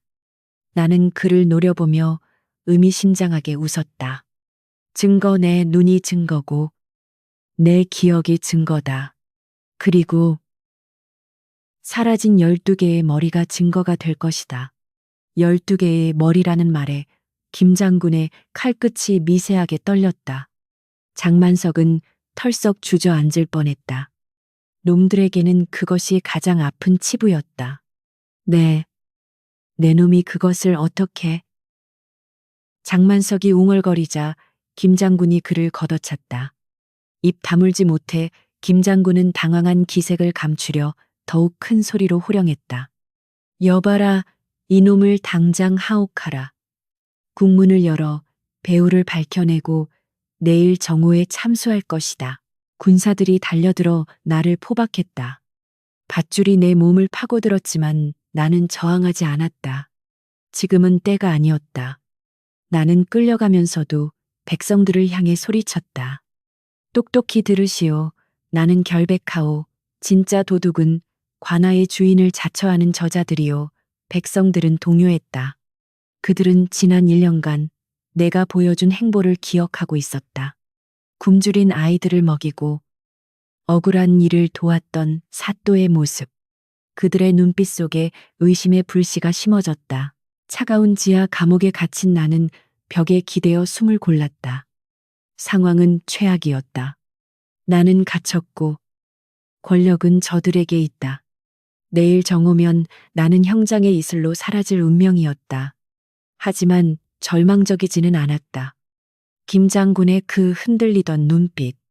그것은 그가 두려워하고 있다는 증거였다. 놈들은 내가 증거를 어디에 숨겼는지, 누구에게 말했는지 알지 못해 불안해할 것이다. 감옥의 창살 너머로 해가 지는 것이 보였다. 붉은 노을이 마치 핏물처럼 하늘을 적셨다. 숲속에 있을 여진족 소녀는 무사할까? 이방은 내 의도를 알아챘을까? 나는 내 목숨을 담보로 도박을 걸었다. 내가 잡힘으로써 놈들의 경계를 늦추고 그 사이에 외부의 조력자들이 움직일 시간을 벌어주는 것. 이것이 나의 마지막 승부수였다. 밤이 깊어지자 옥졸이 밥을 넣어주었다. 쉰 냄새가 나는 보리밥 덩어리였다. 나는 밥을 먹는 척하며 옥졸에게 말을 걸었다. 이보게, 김 장군이 오늘 밤 술판을 벌인다고 하던가. 옥졸은 퉁명스럽게 대답했다. 내 놈 목을 칠 생각에 신이 나서 장행수와 거하게 마시고 계신다. 내 제삿밥이니 많이 처먹어라. 놈들은 방심하고 있었다. 내가 갇혔으니 모든 것이 끝났다고 생각하는 것이다. 하지만 그들은 모른다. 가장 위험한 적은 감옥 안에 있는 내가 아니라 숲속에 숨어 있는 작은 눈들과 거리에서 웅성거리는 수많은 잎들이라는 것을. 나는 밥그릇 밑바닥에 몰래 글씨를 썼다. 손톱으로 긁어 남긴 짧은 전갈. 그리고 옥졸이 그릇을 회수해 갈 때 밥풀을 이용해 소매 속에 있던 은전 한 뼘을 그릇 밑에 붙였다. 옥졸이 그릇을 챙기다 은전을 발견하고 흠칫 놀랐다. 나는 그에게 눈짓을 보냈다. 그 돈으로 술이나 한잔하게. 그리고 그 그릇. 설거지는 나중에 하고 관아 뒷문 쪽에 사는 절름발이 노인에게 갖다 주게. 내 마지막 부탁이네. 절름발이 노인. 그는 거지 행세를 하지만 사실은 내가 심어둔 정보원이었다. 옥졸은 탐욕스러운 눈으로 은전을 챙기고는 고개를 끄덕였다. 미끼를 물었다. 이제 주사위는 던져졌다. 내일 정오, 처형이 집행되기 전까지 외부에서 어떤 움직임이 있어야만 한다. 소년이 화약을 가지고 오거나, 여진족들이 움직이거나, 백성들이 들고 일어나거나. 나는 차가운 바닥에 누워 천장을 바라보았다. 돌이킬 수 없는 강을 건넜다. 강계의 밤은 길고도 짧았다. 내일 이 감옥 문을 열고 나가는 것이 나일지 아니면 내 시신일지는 하늘만이 알 것이었다. 감옥의 밤은 차갑고 길었다. 은전 한늠의 영혼을 팔 것 같았던 옥졸이 다시 돌아온 것은 자시밤 11시가 넘어서였다. 그는 주위를 두리번거리더니 내 감방 창살 앞으로 다가와 낮게 속삭였다. 나리, 부탁하신 대로 그릇은 노인에게 전했습니다. 헌데 그 그릇 바닥에 쓰인 글귀가 맘에 걸려서 왔습니다. 옥졸의 표정은 복잡해 보였다. 그는 단순한 탐욕을 넘어선 무언가에 흔들리고 있었다. 억울한 죽음은 반복된다. 내가 밥그릇 바닥에 긁어놓은 짧은 문장이었다. 나는 어둠 속에서 몸을 일으켜 그와 눈을 맞췄다. 자네, 이름이 칠성이라고 했나? 자네 형님이 3년 전 국경수비대에서 의문사했다고 들었네. 그때 김 장군은 뭐라고 하던가? 오랑캐와 싸우다 전사했다고 했나? 아니면 군율을 어겨 처형했다고 했나? 나의 물음에 칠성의 눈동자가 격렬하게 흔들렸다. 그걸 어찌 아십니까? 칠성이 떨리는 목소리로 되물었다. 나는 담담하게 말했다. 내가 이 고을 현감이다. 부임하자마자 억울한 사연이 있는 백성들의 기록부터 살폈지. 자네 형님의 시신, 장례도 못 치르고 화장되었다지. 김 장군이 증거를 없애기 위해 흔히 쓰는 수법이지. 이번에 발견된 12구의 시신처럼 말이야. 칠성은 주먹을 꽉 쥐었다. 형에 대한 그리움과 장군에 대한 원망이 그의 가슴 속에 응어리져 있었던 것이다. 나는 채기를 박았다. 김 장군은 부하를 사람으로 보지 않는다. 필요하면 쓰고 방해되면 죽여서 불태운다. 나를 죽이고 나면 다음은 자네 차례가 될지도 모르네. 비밀을 아는 옥졸을 살려둘 리 없으니까. 나의 말은 칠성의 공포심과 복수심을 동시에 자극했다. 그는 한참을 망설이다가 결심한 듯 고개를 끄덕였다. 제가 무엇을 하면 됩니까? 나는 창살 사이로 손을 뻗어 그의 어깨를 잡았다. 새벽이 오기 전 성문 밖 봉화대 지기에게 이 말을 전하게. 검은 숲의 늑대가 깨어났다고. 그 한마디면 된다. 칠성이 사라지고 난 뒤 나는 벽에 기대어 눈을 감았다. 주사위는 던져졌다. 내일 정오 형장에서 나의 목이 떨어지기 전에 구원투수가 도착할 수 있을까? 그것은 전적으로 칠성의 용기와 내 정보원들의 발빠름에 달려 있었다. 한편 강계읍내의 후미진 뒷골목. 절름발이 노인 행세를 하던 정보원은 칠성이 가져온 밥그릇의 글귀를 확인하자마자 지팡이를 던져버리고 질주하기 시작했다. 그는 평소에 뱉은 모습과는 딴판으로 날쌘 다람쥐처럼 지붕을 타고 성벽을 넘어 숲으로 향했다. 그의 손에는 횃불이 들려 있었다. 검은 숲의 입구. 어둠 속에 몸을 숨기고 있던 여진족 소년 바타르, 서린 소년은 멀리서 반짝이는 불빛을 보았다. 3번 깜빡이고 사라지는 불빛. 약속된 신호였다. 사또가 위험하다. 바타르는 숲 깊은 곳을 향해 여진어로 소리쳤다. 형제들이여, 은인이 죽게 생겼다. 우리가 내려가야 한다. 모닥불 주위에 둘러앉아 있던 여진족 사냥꾼들이 일제히 일어났다. 우두머리가 무거운 도끼를 집어들며 그들을 둘러보았다. 김 장군 놈은 우리 부족을 사냥해 노예로 팔았다. 그리고 이제는 우리에게 밥을 준 유일한 조선 관리를 죽이려 한다. 우리가 짐승이 아니라면 은혜는 갚고 원수는 갚아야 한다. 와, 사냥꾼들의 함성이 숲을 울렸다. 그들은 사냥용 활과 창, 그리고 내가 발견했던 화약 상자 일부를 챙겨 들었다. 바타르는 내가 맡긴 화약통을 가슴에 품고 선두에 섰다. 수십 명의 늑대들이 눈 덮인 산비탈을 타고 강계성을 향해 내달리기 시작했다. 그들의 눈빛은 굶주린 짐승의 그것보다 더 매섭게 빛나고 있었다. 날이 밝았다. 처형식이 거행될 관아 앞 광장은 아침 일찍부터 사람들로 인산인해를 이루었다.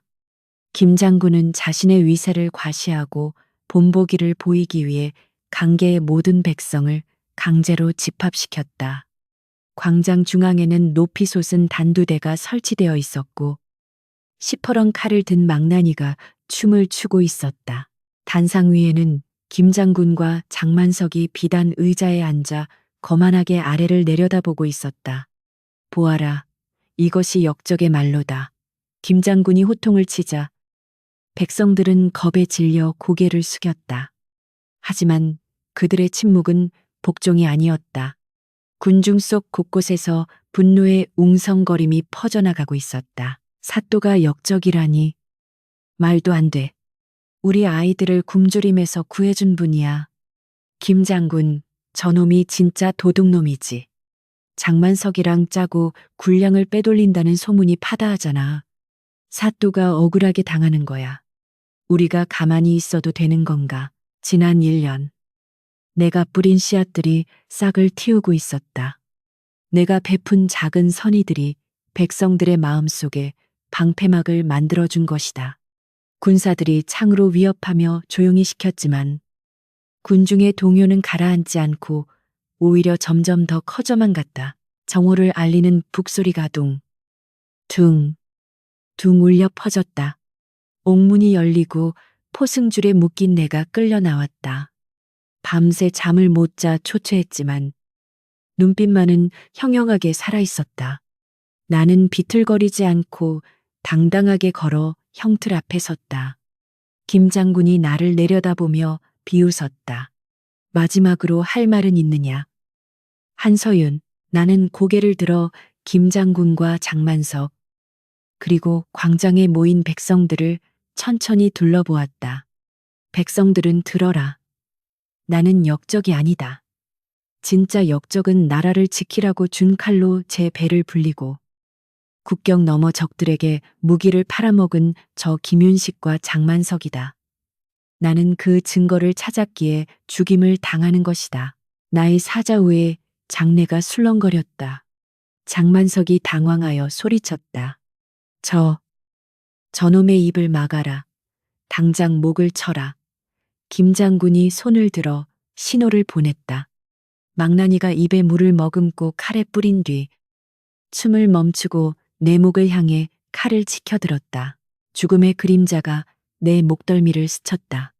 하지만 나는 눈을 감지 않았다. 저 멀리 성문 쪽에서 흙먼지가 피어오르는 것을 보았기 때문이다.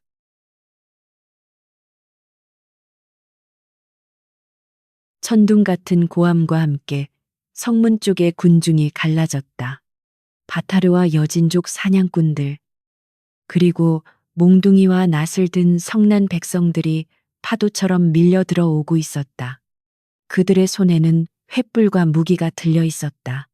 김 장군의 친위대가 당황하여 창을 겨눴지만 기세에 눌려 뒷걸음질 쳤다. 이게 무슨 짓이냐? 폭동이다. 저놈들을 모조리 베어라.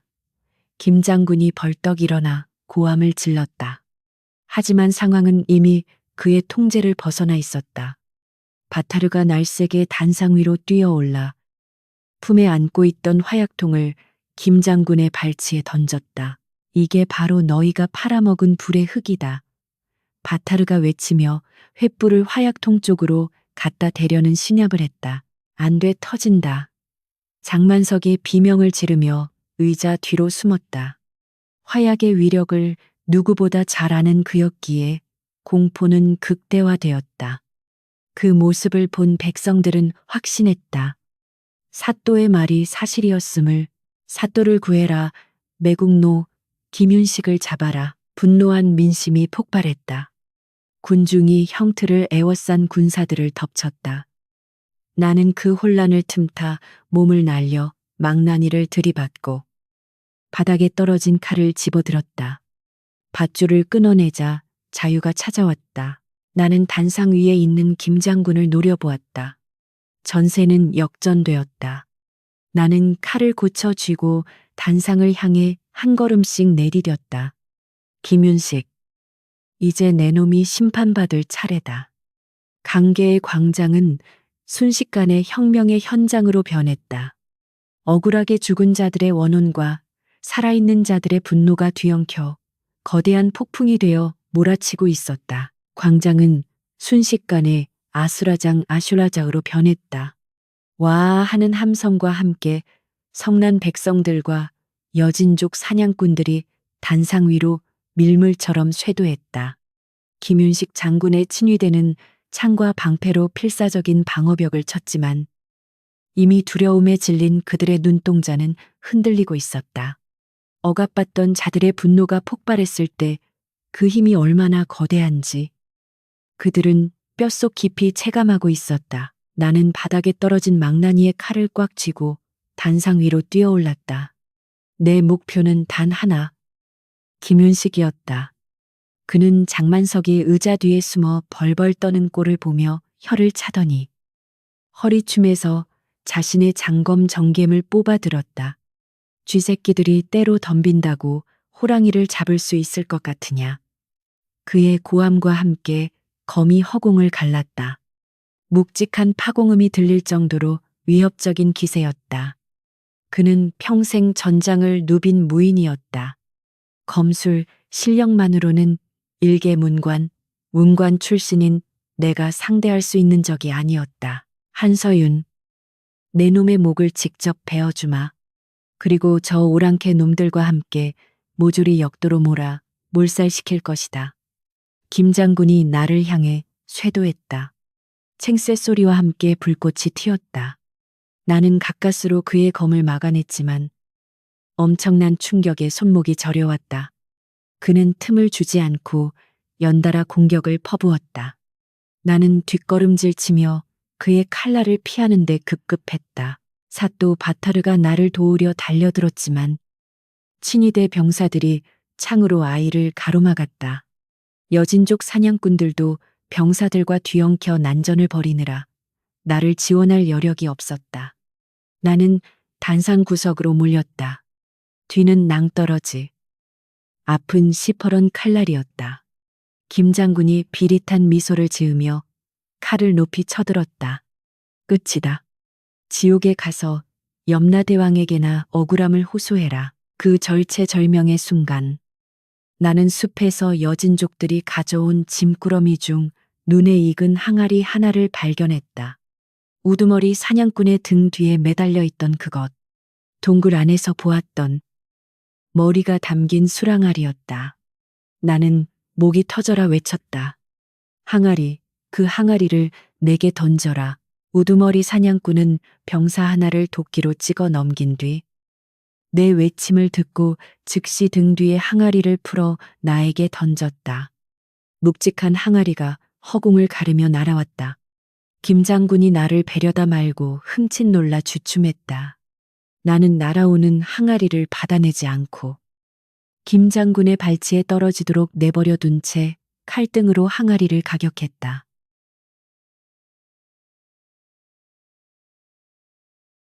요란한 소리와 함께 항아리가 깨지며 독한 술 냄새가 진동했다.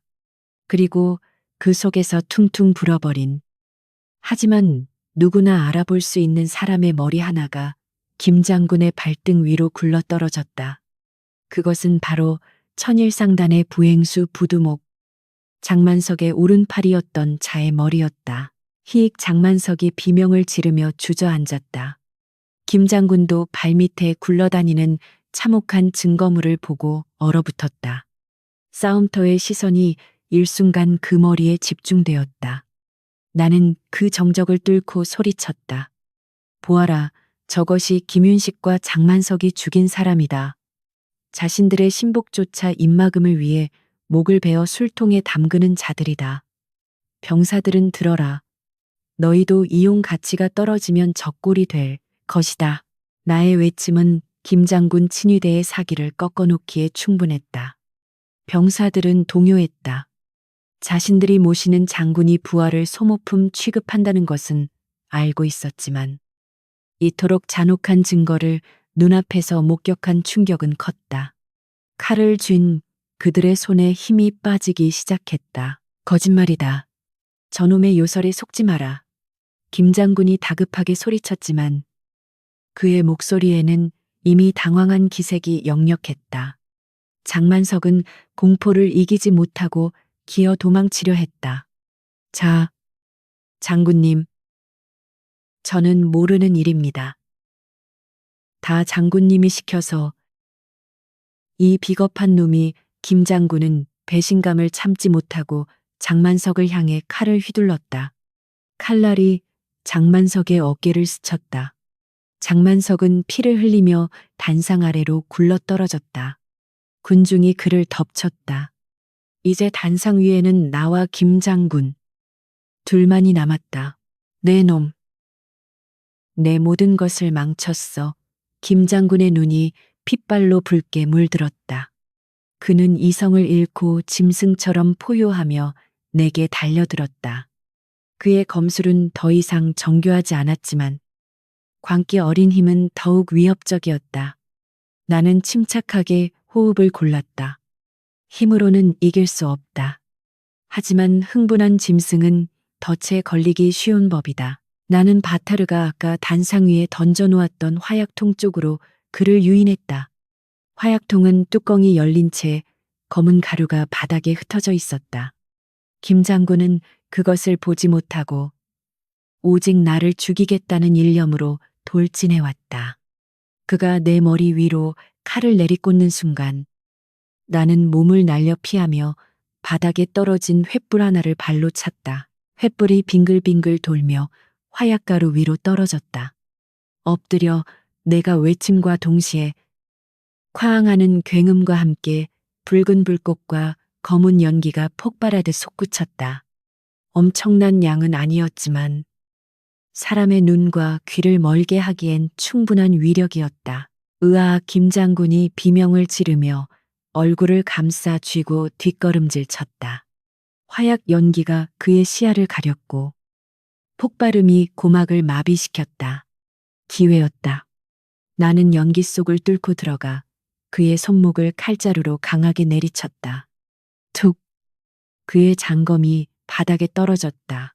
나는 비틀거리는 김 장군의 다리를 걸어 넘어뜨리고 그의 가슴 위에 올라타 칼끝을 목젖에 겨누었다. 끝났다. 김윤식. 연기가 서서히 걷히자 광장의 모든 이들이 숨을 죽이고 단상 위를 올려다보았다. 무소불위의 권력을 휘두르던 국경 수비대장이 처형당할 뻔했던 젊은 현감의 칼 아래 제압당해 있었다. 김 장군은 분한 듯 씩씩거렸지만 차가운 칼날이 피부에 닿자 꼼짝할 수 없었다. 죽여라. 차라리 죽여. 그가 악을 썼다. 아니, 너는 죽어서 편해질 자격이 없다. 나는 차갑게 쏘아붙였다. 살아서 네가 저지른 모든 죄를 낱낱이 고하고 법의 심판을 받아라. 그것이 네가 죽인 억울한 영혼들에 대한 최소한의 예의다. 만세사또 만세 광장이 떠나갈 듯한 함성이 터져나왔다. 백성들은 서로 얼싸안고 눈물을 흘렸다. 바타르와 여진족 사냥꾼들은 창을 높이 들어 승리를 자축했다. 나는 천천히 고개를 들어 하늘을 보았다. 먹구름이 걷히고 따스한 햇살이 형장 위로 쏟아져 내리고 있었다. 포졸들이 달려와 김 장군을 포박했다. 칠성옥졸이 다가와 내게 밧줄을 건네받으며 울먹였다. 사또, 해내셨습니다. 나는 칠성의 어깨를 두드려 주었다. 자네 덕분일세. 자네가 용기를 내지 않았다면 나도 없었을 걸세. 장만석은 군중에게 얻어맞아 반쯤 실신한 상태로 끌려왔다. 두 거악 주억 이 무릎을 꿇었다. 나는 헝클어진 옷매무새를 다듬고 그들 앞에 섰다. 이제 남은 것은 진실을 명명백백히 밝히고 무너진 강계의 정의를 다시 세우는 일이었다. 하지만 긴장이 풀리자 갑작스러운 현기증이 밀려왔다. 다리에 힘이 풀려 비틀거릴 때 바타르가 달려와 나를 부축했다. 사또, 괜찮으세요? 소년의 걱정 어린 눈빛을 보며 나는 미소 지었다. 그래. 이제야 좀 살 것 같구나. 강계의 광장에 불어오는 바람은 더 이상 차갑지 않았다. 피비린내 대신 흙과 땀, 그리고 희망의 냄새가 섞인 봄바람이 불어오고 있었다. 폭풍이 지나간 강계 관아에는 기묘한 정적이 감돌았다. 광장을 가득 메웠던 함성은 잦아들었지만 그 열기는 여전히 공기 중에 남아 사람들의 상기된 얼굴을 붉게 물들이고 있었다. 나는 부서진 관아의 집기를 수습하고 임시로 천막을 쳐서 집무실을 마련했다. 몸은 천근만근 무거웠지만 쉴 수 없었다. 김장군과 장만석이라는 거목, 쥐물을 쓰러뜨렸지만 그 뿌리까지 뽑아내지 않으면 언제든 다시 독버섯이 자라날 것이기 때문이었다. 나는 가장 먼저 신뢰할 수 있는 포졸들과 여진족 사냥꾼 일부를 대동하여 검은 숲의 비밀 동굴로 향했다. 이제 숨어서 갈 필요가 없었다. 횃불을 밝히고 당당하게 들어선 동굴 안은 그야말로 영모의 온상이었다. 산더미처럼 쌓인 화약 상자, 주조된 신형 화포들, 그리고 장부들. 이 모든 것이 김윤식이 나라를 팔아먹으려 했다는 움직일 수 없는 증거였다. 이 많은 화약을 빼돌리다니. 국경 수비대가 종이 호랑이가 된 이유가 있었구나. 칠성옥졸이 혀를 찼다. 창고 구석에는 군용 마크가 찍힌 화약통들이 버젓이 놓여 있었다. 김윤식은 군수 물자를 횡령하여 사적으로 판매하고 그 빈자리를 흙이나 모래로 채워 넣어 감찰을 속여왔던 것이다. 나는 화포들을 모두 압수하고 동굴 입구를 폭파하여 영구히 폐쇄할 것을 지시했다. 관아로 돌아온 나는 지하 감옥으로 내려갔다. 그곳에는 한때 이 고을의 왕처럼 군림했던 두 남자가 서로 다른 꼴로 갇혀 있었다. 장만석은 나를 보자마자 철창을 부여잡고 울부짖었다. 사또 살려주십시오. 저는 그저 김 장군이 시키는 대로 했을 뿐입니다. 제 전 재산을 바치겠습니다. 제발 목숨만은. 비굴함의 극치였다. 반면 김윤식은 벽을 보고 돌아앉아 미동도 하지 않았다. 패배를 인정하지 못하는 자존심, 혹은 모든 것이 끝났다는 체념이 그를 짓누르고 있었다. 나는 차갑게 물었다. 그 배에 탔던 12명. 왜 죽였나?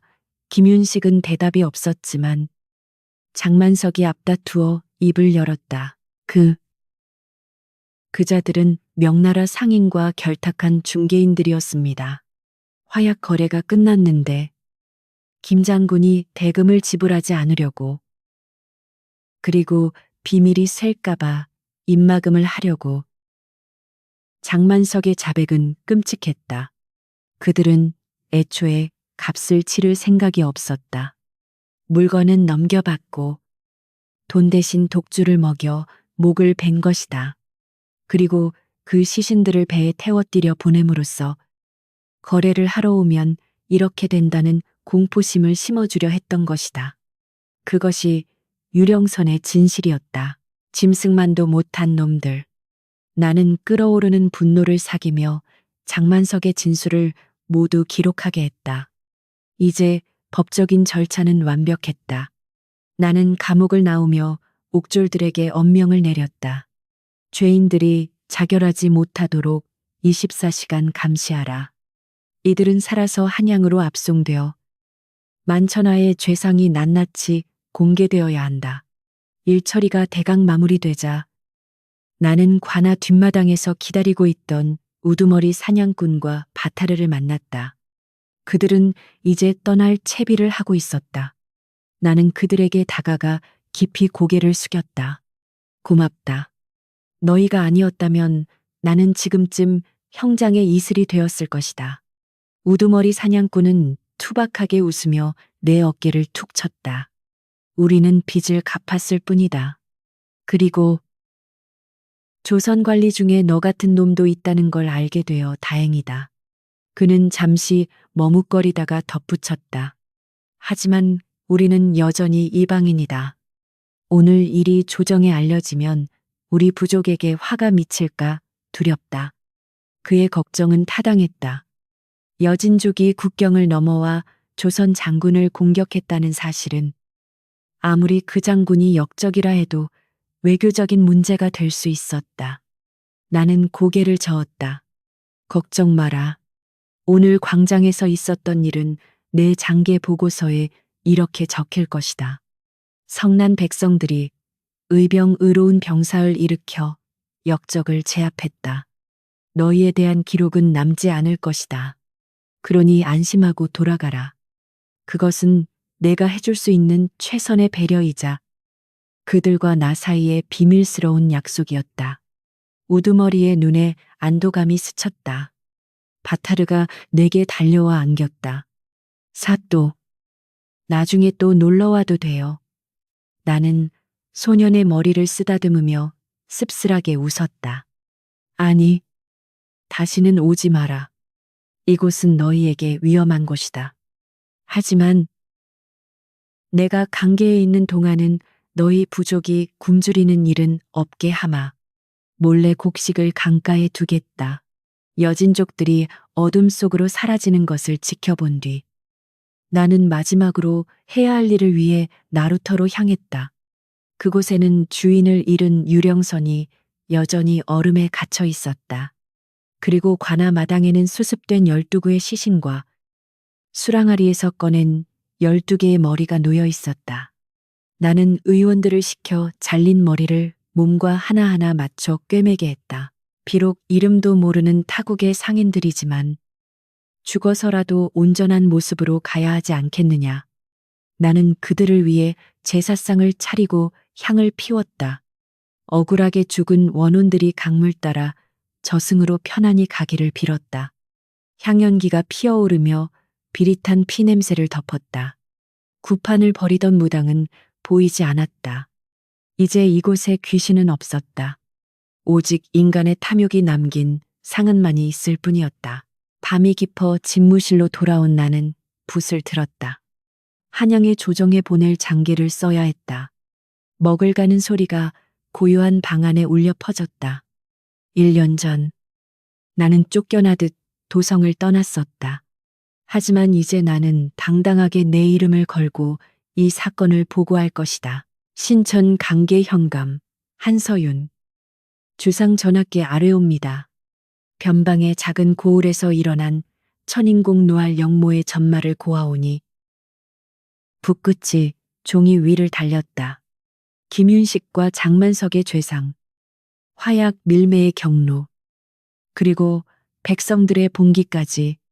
다만 여진족의 개입은 철저히 배제하고 모든 공을 강계의 백성들에게 돌렸다. 이것은 나의 승리가 아니었다. 억압받던 자들의 승리이자 정의가 아직 살아있음을 증명한 사건이었다. 그를 맺으며 나는 창밖을 바라보았다. 보름달이 환하게 떠올라 눈 덮인 강계를 비추고 있었다.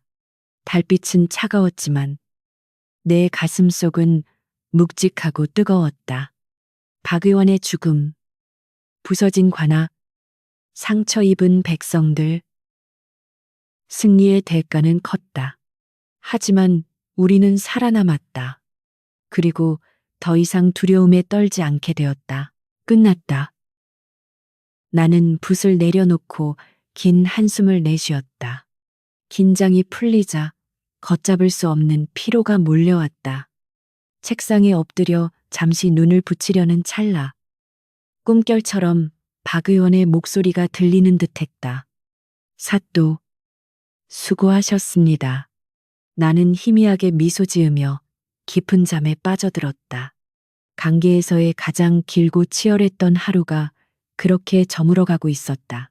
압록강의 두꺼운 얼음장이 쩍 하고 갈라지는 소리가 봄의 도래를 알렸다. 강계의 혹독했던 겨울은 끈질기게 버티다. 마침내 따스한 햇살 아래 무릎을 꿇었다. 강가에는 얼음 조각들이 유빙 류걸이 되어 하류로 유유히 흘러내려갔고 그 위로 이름 모를 철새들이 날아와 앉았다. 그 평화로운 풍경 속에서 지난 겨울 피비린내를 풍기며 떠내려왔던 유령선의 악몽은 마치 없었던 일처럼 희미해져 가고 있었다. 한양에서 파발마가 도착한 것은 진달래가 산허리를 붉게 물들일 무렵이었다. 흙먼지를 뒤집어 쓴 전령이 관아 마당으로 들어서자 이방과 포졸들이 긴장한 표정으로 나를 바라보았다. 전령은 붉은 인장이 찍힌 교지 임명장과 서찰을 내밀었다. 나는 묵묵히 그것을 받아들었다. 김윤식과 장만석은 대역죄로 참수되었고 그 일족은 관노로 전락하였습니다. 전하께서는 사또의 공을 치하하시며 즉시 한양으로 올라와 의금부 지사 즉시 직을 맡으라 하십니다. 전령의 목소리에 관아의 관리들이 술렁거렸다. 의금부 지사, 그것은 내가 쫓겨날 때의 직책보다 훨씬 높은 명예회복을 넘어선 파격적인 승진이었다. 다시 도성으로 금이 환양 비단옷을 입고 고향에 돌아가마여 권력의 중심에 설 수 있는 기회. 1년 전의 나였다면 감읍하여 눈물을 흘리며 받아들였을지도 모른다. 나는 교지를 들고 집무실로 들어와 창문을 열었다.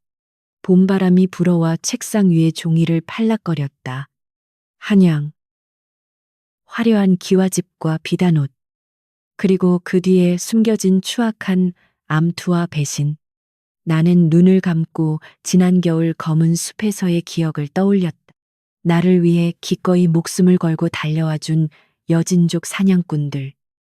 화약통을 안고 뛰어든 소년 바타르. 그리고 형장에서 나를 구하기 위해 맨주먹으로 군사들에게 맞섰던 강계의 백성들. 그들의 투박한 손과 거친 숨소리. 그리고 나를 바라보던 그 진실한 눈빛들이 뇌리를 스쳤다. 도성에서는 느낄 수 없었던 날 것 그대로의 정의와 연대 린달. 나는 깨달았다. 내가 있어야 할 곳은 화려한 궁궐의 담장안이 아니라 차가운 바람이 불지만 사람의 온기가 살아있는 이 거친 국경이라는 것을. 나는 붓을 들어 전하께 올릴 답신을 적어 내려갔다. 신전 한서윤. 전하의 하애와 같은 성은에 감읍하옵니다. 하오나 씨는 이미 북방의 거친 바람에 익숙해져 도성의 부드러운 흙을 밟을 자신이 없사옵니다. 이곳 강계에는 아직 신이 돌보아야 할 백성들이 있고 지켜야 할 강물이 있습니다. 부디 신을 이곳에 머물게 하시어 변방의 늙은 파수꾼으로 살게 허락해 주시옵소서. 나는 답신을 봉하고 전령에게 건넸다. 이것을 전하께 전해주게.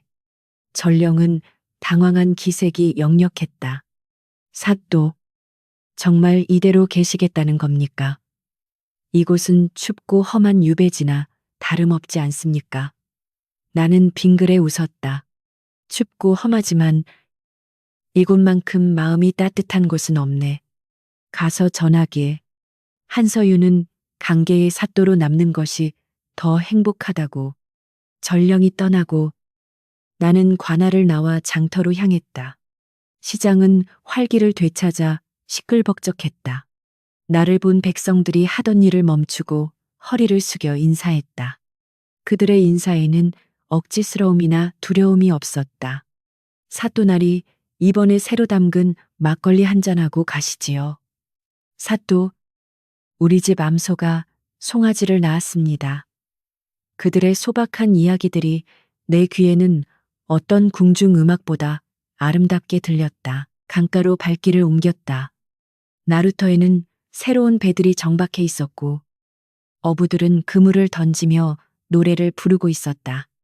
나는 강 건너편 숲을 바라보았다. 짙은 녹음이 우거진 그곳 어딘가에 바타르와 그의 부족이 살고 있을 것이다. 그들은 이제 더 이상 굶주리지 않을 것이고 나를 해치려 하지도 않을 것이다. 우리는 강을 사이에 두고 서로의 안녕을 비는 무건의 이웃이 되었다. 그때 강물에 떠내려오는 작은 갯목 하나가 눈에 띄었다. 뗏목 위에는 아무것도 없었지만 자세히 보니 한가운데에 하얀 털가죽으로 싼 꾸러미가 놓여 있었다. 나는 부하를 시켜 그것을 건져 올렸다. 꾸러미를 풀자 그 안에는 갓 캐낸 산삼 몇 뿌리와 서툴게 깎은 나무 인형 하나가 들어 있었다. 인형은 관복을 입고 갓을 쓴 사내의 모습이었다. 솜씨는 조악했지만 누가 보아도 나를 본뜬 것이었다. 바타르 녀석. 나는 코끝이 찡해지는 것을 느꼈다. 다시는 오지 말라고 했더니 녀석은 이렇게 강물을 통해 마음을 보내온 것이다. 나는 나무 인형을 손에 쥐고 강 건너를 향해 손을 흔들었다. 보이지는 않았지만 숲속 어딘가에서 녀석도 나를 보고 있을 것만 같았다. 해질녘. 나는 성루에 올라 붉게 타오르는 노을을 바라보았다. 강계의 사나상어가 황금빛으로 물들고 있었다. 지난 겨울의 상처는 아물었고 억울하게 죽은 자들의 원혼도 이제는 강물과 함께 흘러가 안식을 찾았을 것이다. 나는 가슴 깊이 숨을 들이마셨다. 차가우면서도 상쾌한 북방의 공기가 폐부 가득 들어찼다. 나는 더 이상 미친 사냥개도 실패한 수사관도 아니었다. 나는 강계의 현감이자 이 땅의 사람들을 지키는 파수꾼 한서윤이었다. 봄이 왔구나. 나는 나직이 중얼거렸다. 얼음이 녹은 강물 위로 윤슬이 반짝였다. 그 빛나는 물결 위로 나의 새로운 나날들이 유유히 흘러가고 있었다. 이제 내 이야기는 끝이 났지만 이 강물처럼 멈추지 않고 계속될 것이다. 정의가 흐르고 사람이 흐르는 곳. 이곳이 바로 내가 선택한 세상이었다. 나는 각근을 고쳐매고 백성들이 기다리는 마을로 천천히 걸어 내려갔다. 나의 발걸음은 그 어느 때보다 가볍고 단단했다. 본 영상의 내용은 모두 허구이며 실제 인물이나 사건과는 관련이 없습니다.